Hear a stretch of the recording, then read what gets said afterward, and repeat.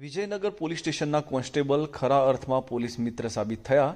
પોતાની પ્રાઇવેટ કારમાં અકસ્માતગ્રસ્ત યુવાનને હોસ્પિટલ પહોંચાડ્યો.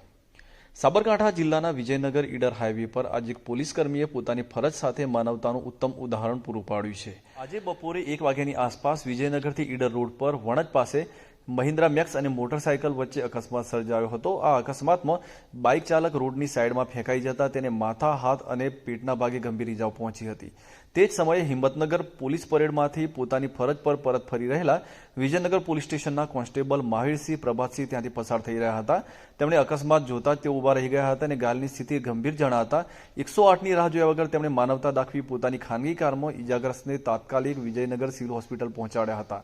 માત્ર હોસ્પિટલ પહોંચાડે એટલું જ નહીં પણ ત્યાં સારવાર શરૂ કરાવી અને તેમના પરિવારજનોનો સંપર્ક કરી તેમને પણ બોલાવ્યા હતા. જિલ્લામાં છેલ્લા 6 મહિનામાં કેટલીક એવી ઘટનાઓ બની હતી કે પોલીસથી લોકો અંતર રાખતા થયા છે, પરંતુ આ ઘટનાએ ફરી એકવાર ખાખી વર્દી પાછળ રહેલું માનવીય હૃદય લોકોની સામે રજૂ કર્યું છે.